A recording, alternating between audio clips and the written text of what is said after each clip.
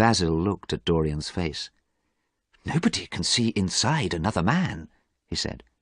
"Nobody can see another man's soul." Suddenly Dorian laughed. He gave a loud, unpleasant laugh. "Come with me, Basil," he said, picking up the lamp from the table. "You have said enough about my soul. Tonight you shall see it." Dorian led Basil upstairs towards the room in the attic. When they reached the door of the room, Dorian turned to Basil. "Are you sure you want to come in?" he asked. "Yes," Basil said, but he was confused. What did Dorian mean? What was in the room? Dorian laughed again and unlocked the door. They walked across the room. Dorian put the lamp on an old table. Then he pointed at the cloth which covered the picture. "You think that nobody can see another man's soul," he said. "You're wrong. Pull away that cloth, and you will see mine." Dorian's voice was hard and cruel. "What are you talking about? Are you mad?" asked Basil. Suddenly, Dorian pulled away the cloth, and Basil saw the picture. He saw the terrible face in the picture smiling at him. It was the most awful face he had ever seen. Basil moved backwards, away from that cruel, evil face. He could see that it was his painting. It was his painting of the blonde, pale and beautiful young man. The hair was blonde, the mouth was red, and the eyes were blue. But the face was wrinkled and ugly, and it was evil.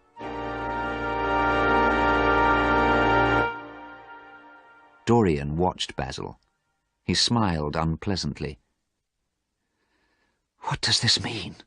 said Basil at last. "Don't you know what it means, dear Basil?" said Dorian. "It means that my wish came true. Do you remember the day you finished this portrait? Do you remember the day I met Harry? Do you remember my wish?" "Oh, God," whispered Basil. "You wished that the picture would grow old. You wished that you would stay young. Oh, no." "Oh, yes," said Dorian. "And the portrait shows you the true Dorian Gray. It shows you my soul." Basil sat down suddenly on an old chair. He put his head in his hands. "Oh, God," he said. "Oh, God, you must be very evil. You are more evil than anybody knows." Basil fell forward so his head and arms were on the table. He did not want to look at the picture again. "We must pray, Dorian," he said. "It is not too late." "It is too late," replied Dorian. "It's much too late to pray." Then suddenly Dorian became angry. He became angry with Basil. It was Basil's fault. Basil had painted the picture. He hated Basil. Dorian looked at the terrible face in the picture. It was smiling at him, and it was evil. A knife was lying on the old table. Dorian picked up the knife and looked at Basil. Then he stabbed his friend with the knife. He pushed the knife into Basil's neck. Basil's head hit the table, and Dorian stabbed him again and again. Basil made a terrible sound. He tried to breathe, but he could not. Blood came from his mouth.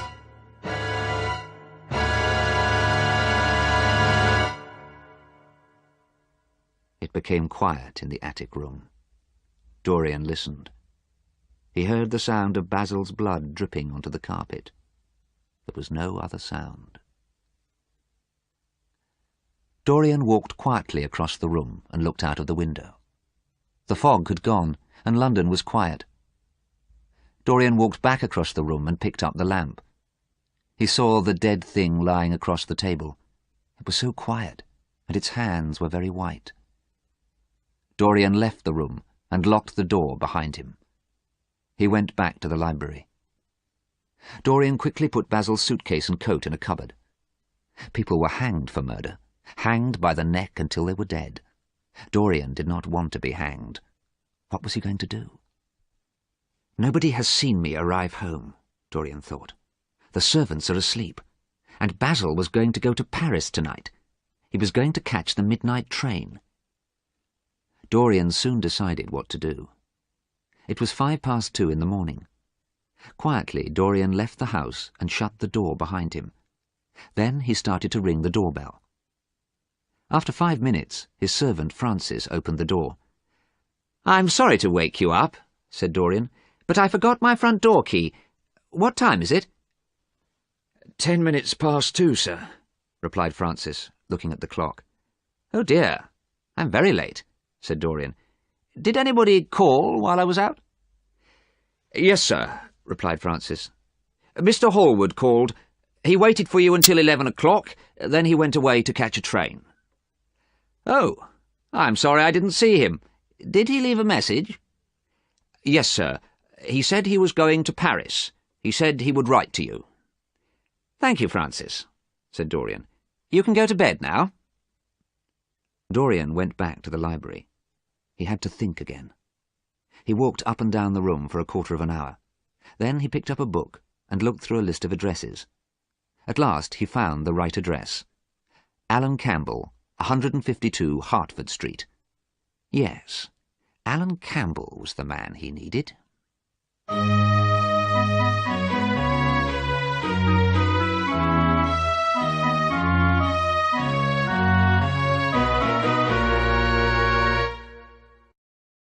The picture sequence from the cinema has finished. You can look at it once more if you want. At 9 o'clock the next morning, Dorian was sleeping. He did not look like a man who had murdered a friend. But when he woke up, Dorian remembered what had happened. He tried not to think about Basil. He thought for a long time about which clothes to wear. He put on his rings. Then he took them off and put on different rings. Dorian ate his breakfast, but he could not forget Basil's body sitting at the table in the attic room. Then at last he wrote 2 letters. He put one letter in his pocket. He told his servant to take the other letter to Alan Campbell's house. Dorian went to the library.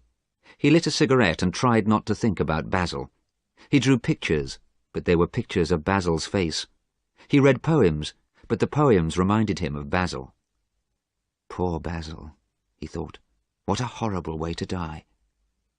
Dorian became frightened. He thought about Alan Campbell. Perhaps Alan Campbell would not come. Alan Campbell was a very clever scientist. Dorian and Alan Campbell had been good friends for many years, but Alan had not talked to Dorian for 18 months. Nobody knew why they were not friends any more. Now Dorian needed Alan's help. At last Alan Campbell arrived. He had black hair and a very pale face. He looked very unhappy. Dorian was pleased to see him. "Alan," he said, shaking hands, "it is kind of you to come. Thank you for coming." Alan did not look pleased to see Dorian. "I did not want to come," he said. "I did not ever want to speak to you again. But your letter said it was very important, a matter of life and death." "Yes, it is very important," said Dorian. Then he spoke very quickly. "There's a dead man in a room upstairs. He's been dead for about 10 hours. You must do something for me. You must." "I don't want to know anything about this," said Alan Campbell. "I won't do anything for you. Don't tell me your terrible secrets." "I must tell you this secret," replied Dorian. "You must help me. You are a scientist. You must destroy the body." "No, I will not," said Alan Campbell. "You are mad, Dorian, and I don't care what happens to you." The young man tried to leave the room, but Dorian stopped him. "Alan," he said, "it was murder. I murdered this man, and you are going to help me." Alan Campbell was horrified. He could not speak. Dorian sat down and quietly wrote something on a piece of paper. Then he gave the paper to the young man. Alan Campbell read what Dorian had written. His face became pale. His body started to shake. He fell down into a chair. There was silence. "I am very sorry for you," said Dorian sadly. "We both know what you did. I do not want to tell anybody the truth about you, but I will tell them if you don't help me. I have written a letter, and I will send it." Dorian pulled the letter out of his pocket. He showed Alan the address on the envelope. "Oh, no," whispered Alan Campbell. Then, very quietly, he spoke again. "I must go home. I need some things from my house. I need some scientific equipment so I can help you. You are not going to leave here, said Dorian. Write a list and one of my servants will get the things you need. Sadly, Alan wrote the list. Soon Dorian's servant brought the scientific equipment from Alan's house. Then Dorian sent his servant away. Alan Campbell and Dorian carried the equipment up to the attic room. There was a long piece of wire, 2 strange-shaped pieces of metal, and a large wooden box with bottles in it. Dorian unlocked the door and opened it. Basil's body was sitting at the table. Dorian did not want to look. He did not want to go into the room again. But suddenly Dorian saw that he had not covered the portrait again with the cloth. He ran across the room to cover the portrait. And then he saw blood on the hands in the picture. Bright red blood. The picture was more horrible than Basil's body. Dorian pulled the cloth over the picture quickly and went back to the library. He left Alan Campbell to do his work. 5 hours later, Alan Campbell came into the library. His face was calm and pale. "I have done what you asked me to do," he said quietly. "Goodbye. I never want to see you again." As soon as Alan had left, Dorian went upstairs. There was a strange and horrible smell in the attic room, but the terrible thing sitting at the table had gone.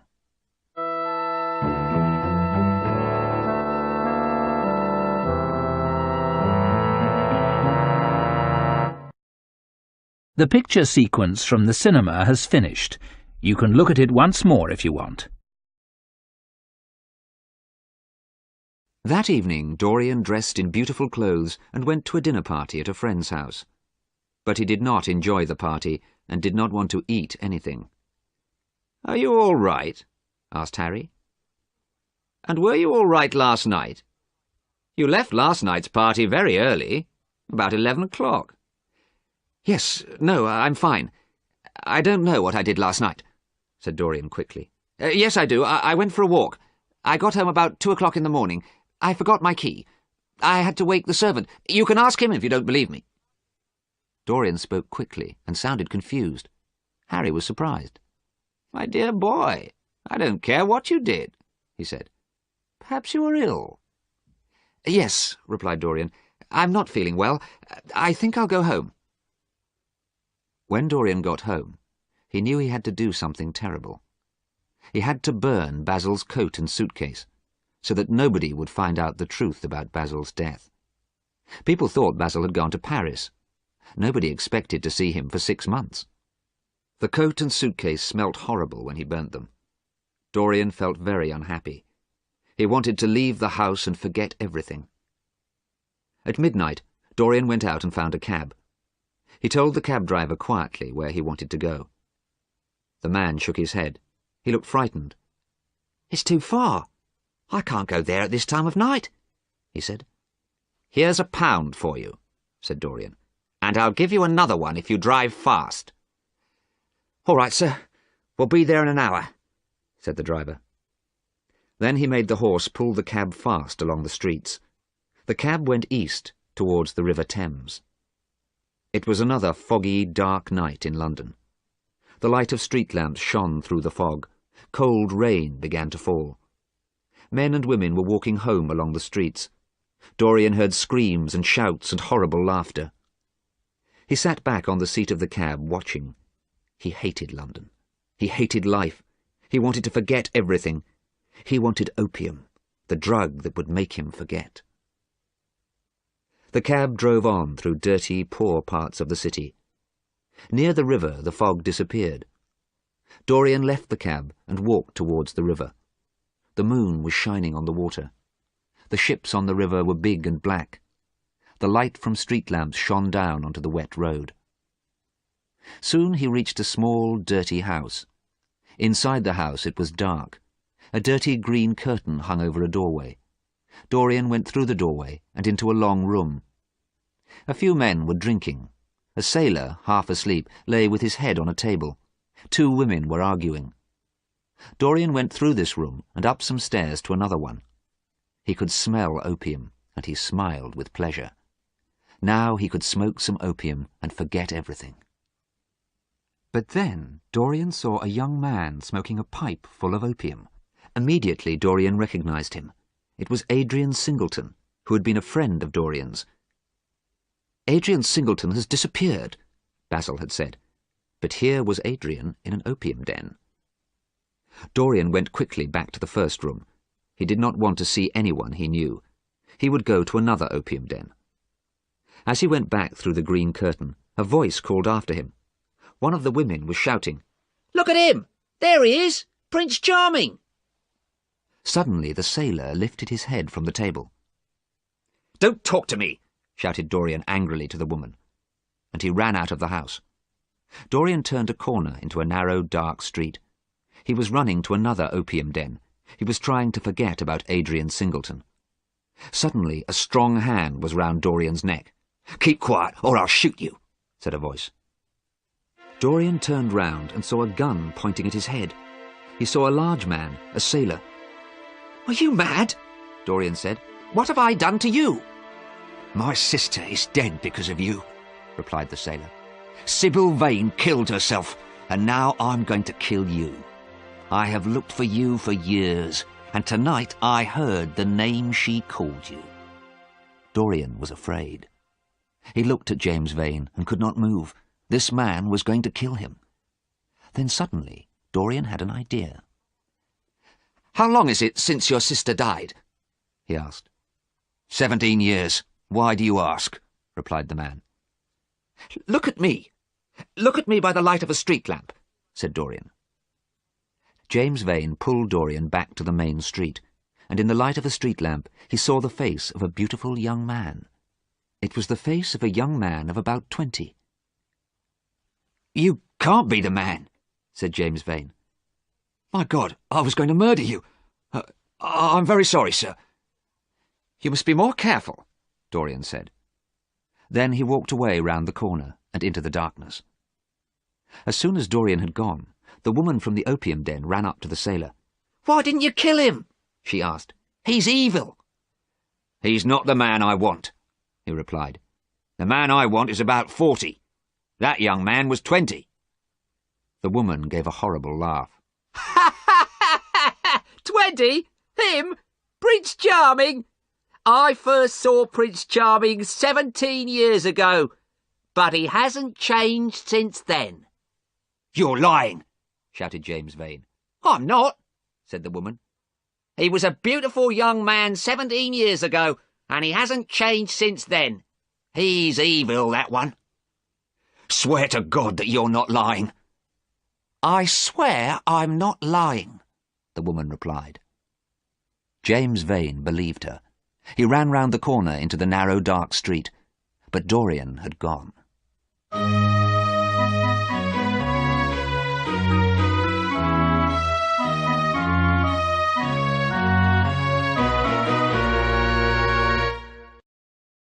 The picture sequence from the cinema has finished. You can look at it once more if you want. A week later, Dorian was at his house in the country. Many people had come to stay with him. They were rich people who enjoyed talking and eating and drinking. Dorian's guests also enjoyed shooting birds and animals. One evening, Dorian was with Harry and another friend, Lady Monmouth. Harry was laughing and saying clever things, as he usually did. Lady Monmouth was laughing and listening to Harry. Dorian was listening too. "I must leave you now," said Lady Monmouth. "I want to change my dress before we have dinner." "Let me get you some flowers. You can wear them on your dress," said Dorian, getting up from his chair and leaving the room. "Oh," said Lady Monmouth. "I hope he gets me flowers that will look right with the colour of my dress." "Let's follow him," replied Harry, "and you can tell him the colour of your dress." As they left the room, Harry and Lady Monmouth suddenly heard a crash. In the next room, they found Dorian. He was lying on the floor next to a window. He had fainted.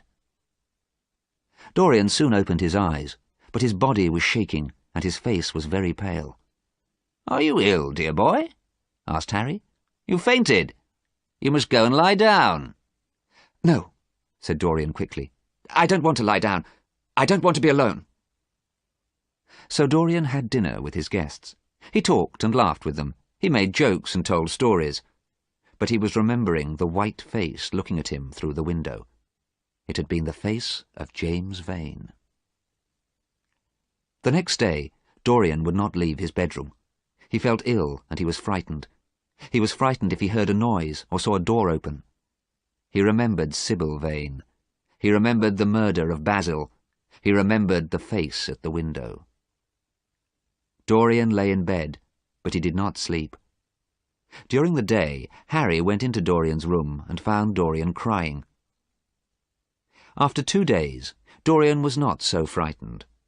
James Vane could not know where he was. James Vane must be in London.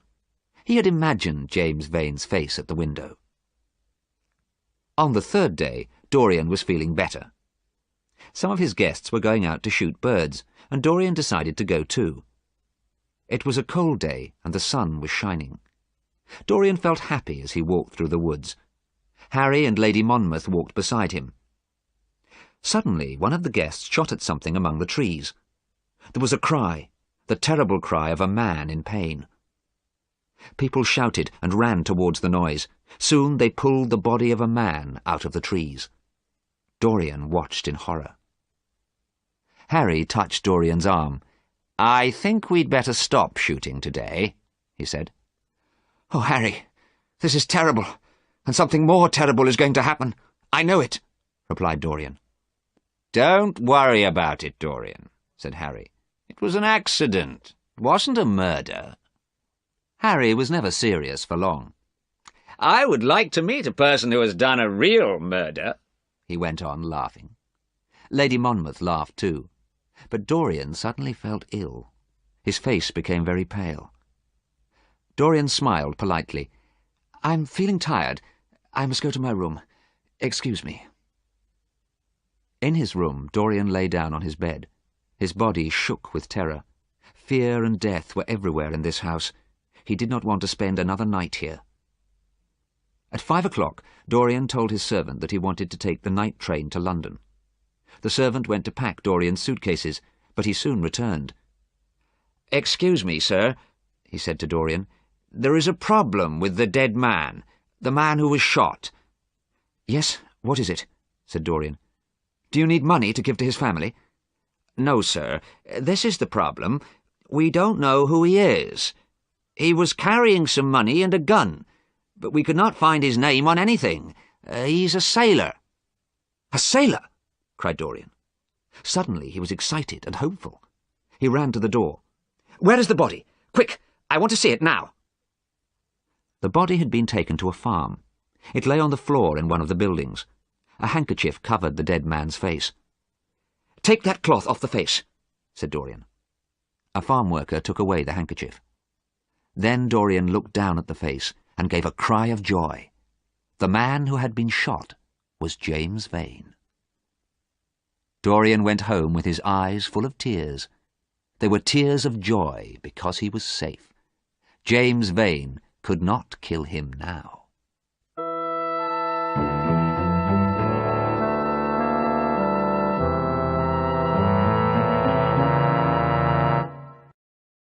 The picture sequence from the cinema has finished.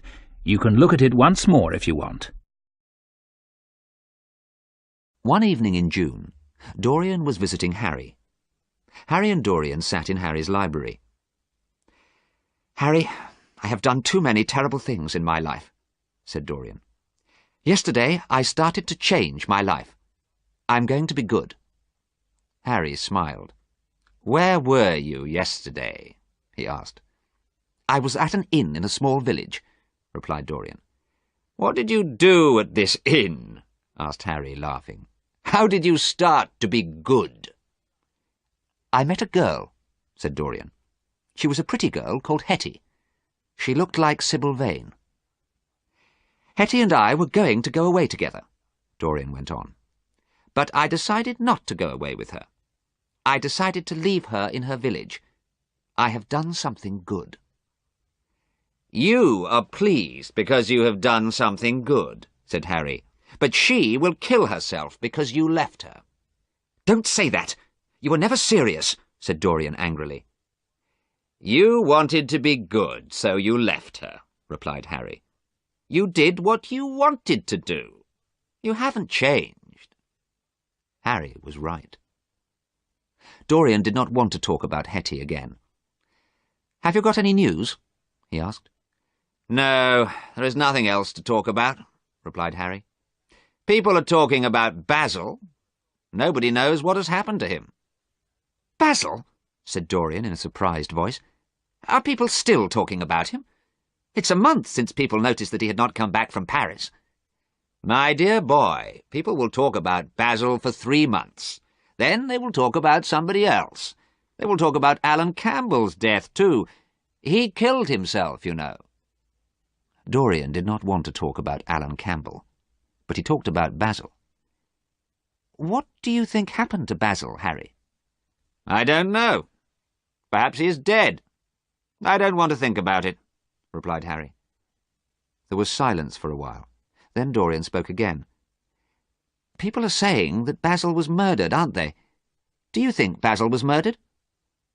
Nobody would want to murder Basil, replied Harry. Everybody liked Basil. He didn't have any enemies.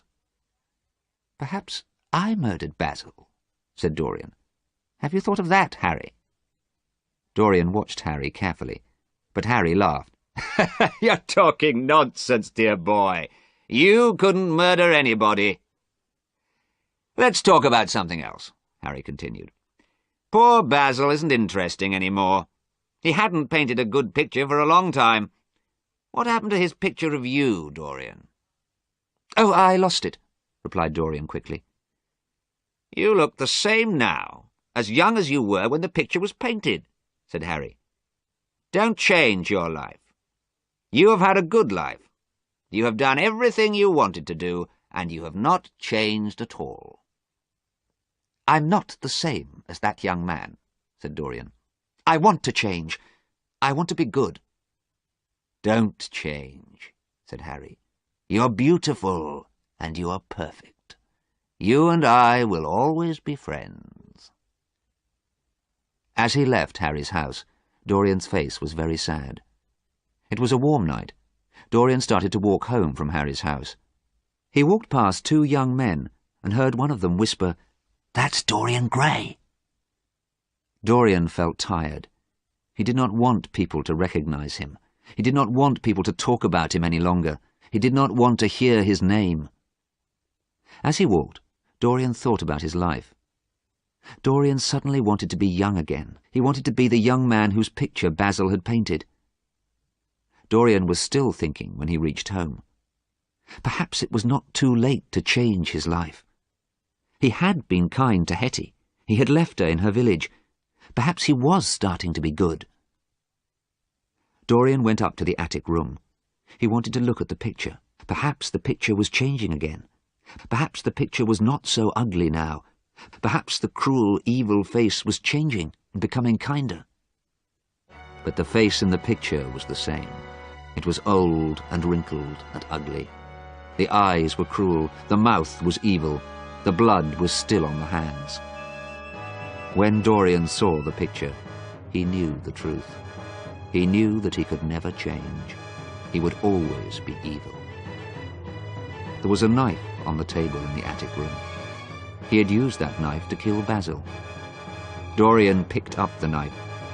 It had killed Basil, and now it would kill his painting.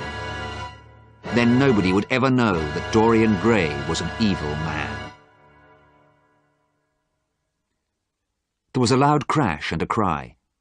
It was a loud and horrible cry which woke the servants. There were 2 men in the street outside, and they heard the cry too. "Whose house is this?" asked one of the men. "Dorian Gray's," replied the other man. The 2 men looked at each other in horror, then they quickly walked away. Inside the house it was now quiet. The door of the attic room was locked, but at last the frightened servants opened it. Inside the room they found a picture hanging on a wall. It was a picture of their master, Dorian Gray. He looked young and beautiful in the picture. He looked the same as he had always looked. On the floor, they found a man. He was ugly and old and wrinkled. His face was evil, and he was dead with a knife in his heart. At first the servants did not know the man, but then they looked at the rings on his fingers, and they knew who it was.